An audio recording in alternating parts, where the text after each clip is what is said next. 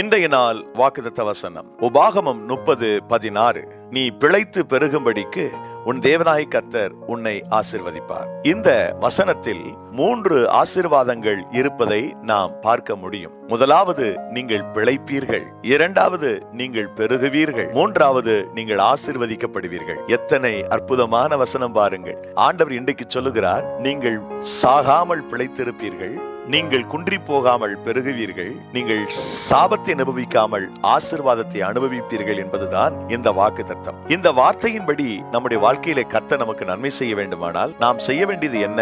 கற்பனை, கட்டளை, நியாயங்கள் இவைகளை நீங்கள் கை கொள்ள வேண்டும் என்று அதே வசனம் சொல்லுகிறது. தேவனுடைய கட்டளையை, கற்பனையை, நியாயங்களை கை கொண்டு நடங்கள், அப்பொழுது நான் உங்களை ஆசீர்வதிப்பேன், நீங்கள் பிழைக்கும்படி உதவி செய்வேன், நீங்கள் பெருகுவீர்கள் என்று கர்த்தர் சொல்லுகிறார். இன்றைய நாள் உங்களுக்கு ஆசீர்வாதமான நாளாய் இருப்பதாக. God bless you.